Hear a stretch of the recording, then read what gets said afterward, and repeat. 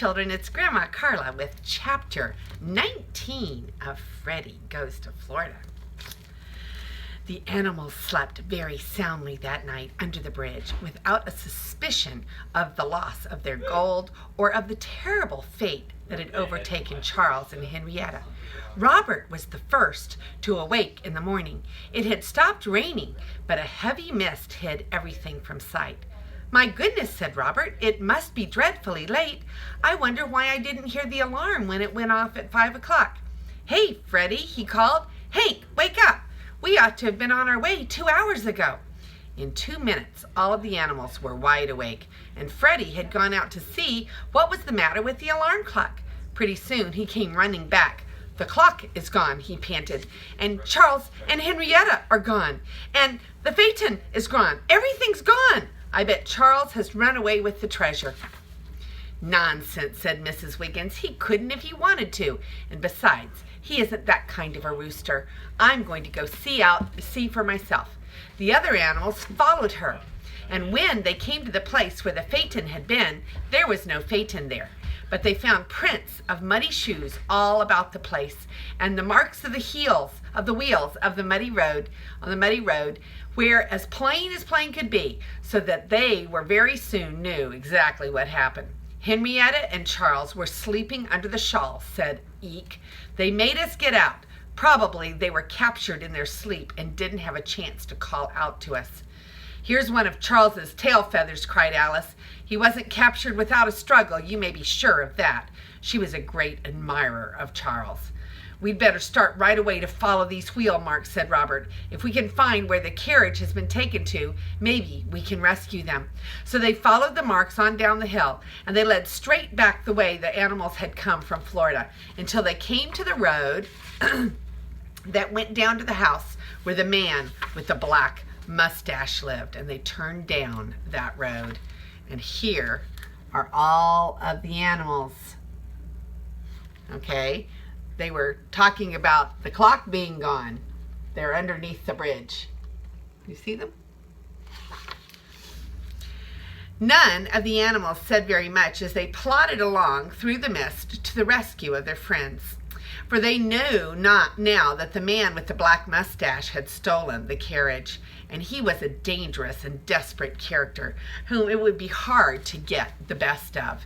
Even Mr. Webb was worried. "He is a bad man," he said to his wife. "He'd squash a spider as soon as look at him," and Mrs. Webb shuddered.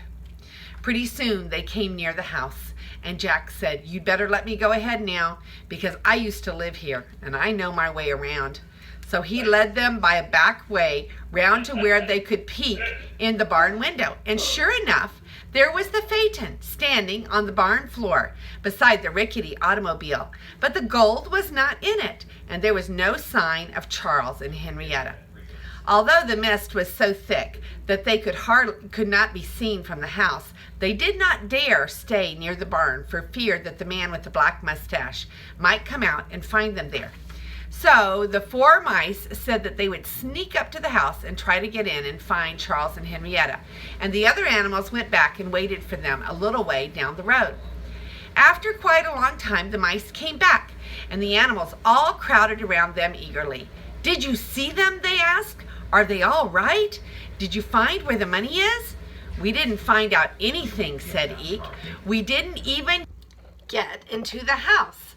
I never saw such a house. Not a crack in it to get in it anywhere. And all the old mouse holes with pieces of tin nailed over them. We can't even get down the chimney because there was a fire in the stove. He certainly is a mean man."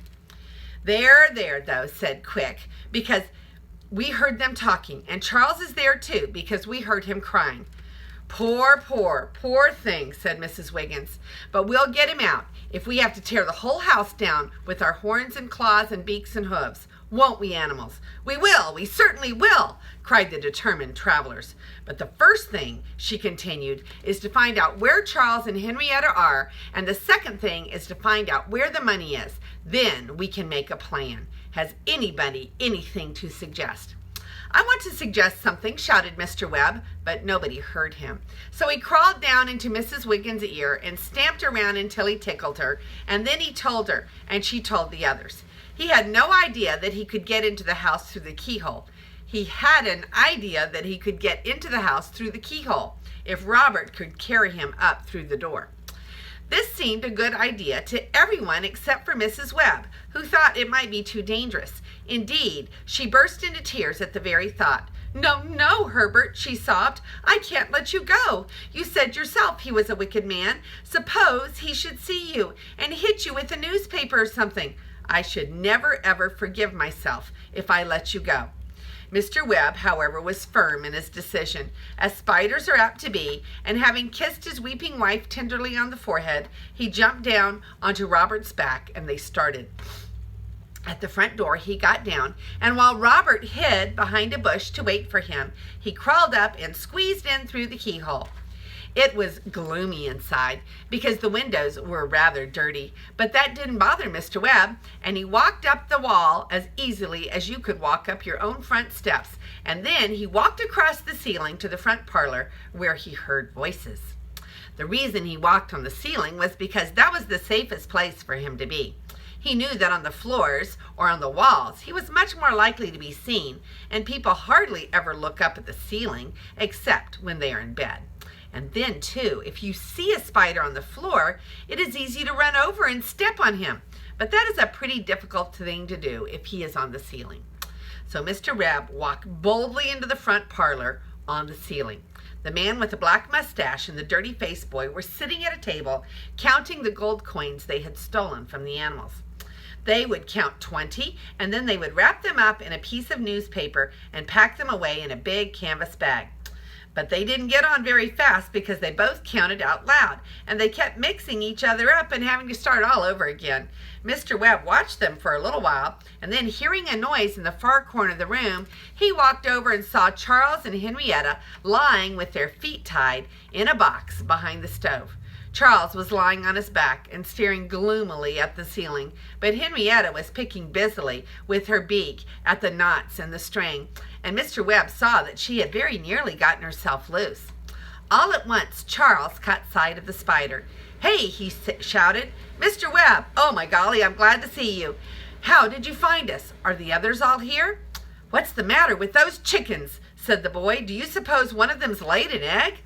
18, 19, 20. "It'll be the last egg it ever lays then," said the man with a coarse laugh. "Day after tomorrow's Sunday," he added meaningly. Mr. Webb hurried down the wall and climbed to the edge of the box. "For goodness sakes, Charles, keep still," he whispered. "Henrietta, do you think you can get those strings off?" Henrietta nodded without stopping her work. "Very good then," said Mr. Webb. "Get them loose enough so that you can get out of them quickly. But don't take them off, because it might be noticed. And I'll see what I can do. Cheer up, Charles," he added, slapping the unhappy rooster heartily on the back. "We won't desert you." On the wall, in a gilt frame, was a large picture of a man with a gray mustache, who was the father of the man with the black mustache and the grandfather of the dirty-faced boy. Mr. Webb walked down into the darkness behind this picture and sat down cross-legged on the dusty picture wire and tried to think of a plan. But though he thought of a good many, there was just one thing the matter with them all. They wouldn't work. "I'm wasting precious time here," he thought. "I'd better go back and tell the animals and let them try to think of something, since I can't." And he started up the wire toward the ceiling. But just at the edge of the picture frame, he caught sight of a fly. The fly was sound asleep. It had had a very hearty breakfast that morning of jelly and cream and egg that the man with the black mustache had spilled on the tablecloth at his breakfast, and had flown up onto the picture frame to take a little nap before going down to lunch on more jelly and cream and egg. Mr. Webb, however, had not had any breakfast, so he crept up quietly behind the fly and grabbed it by the leg. The fly buzzed and struggled, but Mr. Webb held on, and then it stopped struggling and said, "Oh, Mr. Spider, good, kind Mr. Spider, please let me know. Please let me go. Please don't eat me. If you won't eat me, I'll do anything you want me to." Now, most spiders would not have paid any attention, but would have gobbled the fly up then and there. But Mr. Webb had a very kind heart, and married life had further softened him, so that he paused. And while he was pausing, a thought came to him. "If you'll give me your word to do exactly as I tell you," he said, "I will let you go. What's more, I'll go away out of this house and I won't come back again. But if you don't do it, then I and my wife and all of my relations will come and live in this house and eat you all up." The fly promised, and Mr. Webb let him go. "Now," he said, "you go out and get all of your relations and neighbors and meet me in the hall, and I'll tell you what I want you to do." So the fly slipped outdoors through the keyhole in the front door, and pretty soon he came back in, and with him were all of his family and all of his neighbors, young flies and stout middle-aged flies, and old grandfather flies with no teeth, and old grandmother flies with rheumatism in their wings. They came pouring in through the keyhole and formed a wide circle around Mr. Webb in the hall ceiling. And Mr. Webb made a long speech and explained the situation and told them just what they were to do. And immediately they started in to do it. First, they flew into the front parlor and lit on the ceiling. Then, when Mr. Webb saw that Henrietta had untied the last knot and had gotten Charles' feet as well as her own free, he said, "Go!" And the flies jumped into the air and began whirling around the room, buzzing as loud as they could. And the youngest and most active ones pestered the man and the boy. 2 or 3 of them would light on the man's nose and dance around with all 6 feet so as to tickle as much as possible. And when he raised his hand to brush them off, they would fly over and tickle the back of the boy's neck. In a few minutes, both the man and the boy were pretty nearly crazy. They stopped counting coins and folded up newspapers and tried to slap the flies, but as soon as they did that, all of the flies would go up to the ceiling. And then as soon as they laid the papers down, the flies would start in again. "Foo," said the man. "Whoosh! Get away, you things. I don't see where they came from. There wasn't one in here 5 minutes ago." "It's no good trying to swat them," said the boy. "Poof! Get out of my ear. They seem to be trying to get out of the window. Let's open it and maybe they'll go out." The man looked at the window, where 40 or 50 flies were all walking around on the glass. "If it weren't for those animals, I'd open it," he said, "but I'm afraid they'll be around here somewhere after their gold. They're a pretty smart set of animals, and I shan't feel safe until we have taken the gold into the village tomorrow morning and put it in the bank. You remember what they did to us last fall. I'd rather have 40 animals in here than all of these flies," said the boy. "Besides, we can watch and see them coming. We can slam the window down again." And he went and unlocked the window and threw it open and stood beside it to put it down again until all the flies were out. But though the flies streamed out by tens and by dozens, as soon as they got outside, they went round to the front door and came in again through the keyhole, as Mr. Webb had instructed them to do. So that although they had stopped bothering, they seemed to be just as many in the room as there were before.